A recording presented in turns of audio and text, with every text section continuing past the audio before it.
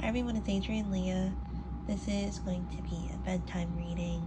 I'm going to try to get this whole reading in one video on my phone.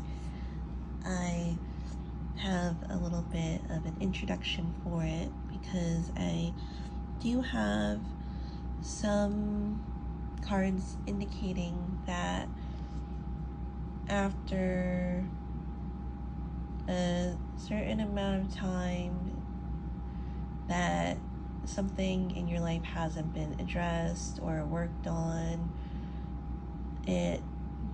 there's finally an opportunity to manage that space. And it reminds me of like a cluttered room. And there's a lot of negative connotations with disorganization. When in reality, it doesn't, having a cluttered area or being disorganized does not mean that you're a failure. Doesn't mean that you should be ashamed of your space or ashamed of yourself. It just means that you have so many things going on in your life that you don't know where to start. Some things are at a standstill. You place one thing there, it gets left there. Maybe it doesn't get cleaned, maybe it doesn't get put away. There's just something about it that now is time to clear the energy, make room for something, manage your time, manage your space, really getting those priorities there for certain things that have been set back for a while. I feel like it has been for a while. One of the cards that I have is the Patience card, Archangel Jopiel. Your dreams are blooming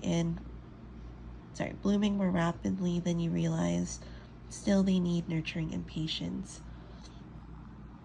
And this card, the Seven of Air, Seven of Swords. Plans need to be revisited. More going on than meets the eye. Poor timing. So it is getting out of certain perspectives as well, because it could be not only managing the physical realm, the physical area, environment, but it can have emotional tolls, and sometimes you need more mental clarity for things. That could also be with clearing the space. It doesn't, again, need to be a physical space. It could be clearing up your mind, and that could be with the way that you live your life. It is definitely, I would say, a more aggressive word would be like disciplining. And I feel like it is good to discipline the way that your lifestyle is in certain ways. And I say that because the things that you watch, the things that you eat, a lot of times the things that you listen to, like music, can have something where it really sets your mindset. And if you listen to something that may make your mind get wired in a different way, in a different direction than what you're going for, maybe it's not something that you need to have at that moment. If you can differentiate those things, and sometimes they could be signs too, so you could take it for how it would be in your situation. It's completely up to you, but if it's something where it can be more detrimental than it would be beneficial, maybe some things that you consume aren't meant to be consumed at that time, or maybe it might not be the healthiest. So I'm not saying don't do anything, and you could take it for how you feel it for it to be. This could be people that you interact with too.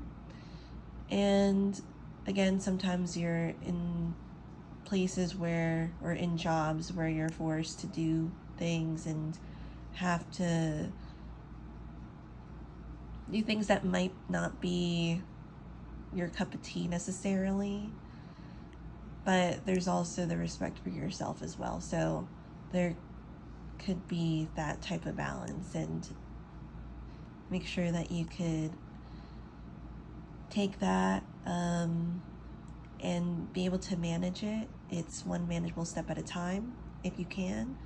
Sometimes there could be a whole sweep up where it's like usually it's, well, it would be like spring cleaning. I don't know if that's like a term other than in America, but you could definitely do that type of sweep up in different times of your life, which comes with like the moon territory. Like you have the moon card here in the Glory to Ukraine Tarot. Another interesting aspect of this is I feel that maybe there's an energy that comes to terms with somebody else too. You have the Queen of Wands here, and I feel like in the past there has been things that have been said or done by the Queen of Wands, and I don't know what type of weaponry that is, but it just feels like, I don't know, like a bazooka, or like what is it, one of those guns that like you keep shooting with, and it just seems like nonstop. This Queen of Wands energy feels extremely flamboyant in that way and expressive in that way. But what's interesting is, because in the past it feels like maybe it wasn't that maybe appreciated. It could have been the circumstance, it could have been the differences at polar opposites. It can be maybe family ties, cultural manners, but it is coming to a place where now it's the 10 of Pentacles, where she or he is welcome to the dinner table now. There seems to be something that really was expressed in a way where it could be that there were things that were completely meant well, but maybe not taken well. And now that maybe if somebody got to know them better, or the way that there's such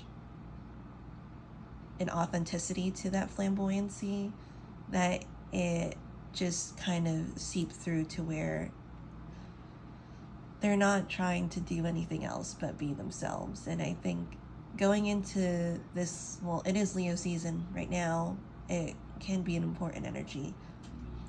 So you have the Strength card, and again, Leo energy. So I say Leo energy because the Queen of Wands is technically in the fire, or in the court cards for the fire suit. And then it leads to the Moon card with the Ace of Cups. With the Moon, I feel like, with the ebb and flow, there's something to be received in high volume, where it doesn't need to be physical. And because it's water, it could be associated with the cups. It could be the opposite. It could be opposite in relationship-wise. It could be a counter offer. It's something that isn't the same as the Queen of Wands in that way. There's something that is like polar opposite, but it's not a bad thing. And I feel like it is welcomed in this space, or something that really just gets casted into light, as the Moon energy is, as it does, because stuff that was in the closet, it's no longer like in the closet. This could be an expression. It could be a love expression, since the Ace of Cups is there. And finally, gathering that strength, if we're doing the plan words, to get to the Ace of Cups. So this could be heavy expression in another way. This could be talking about love language, a different type of love language than how maybe the Queen of Wands or the other person is used to. You could take the situation for what it is. So I'll quickly go through the other cards. So you have the Queen of Pentacles, the Ten of Swords, the Hermit, and the King of Swords. So this feels like it's heavy working from the Queen of Pentacles. I feel like it could be that Ace of Cups too. It's not exactly the opposite, but it is a different element. And I would say because fire does well with swords, but swords is the opposite of pentacles. And sometimes the swords and fire, or the swords and wands, are switched with elements depending on the deck.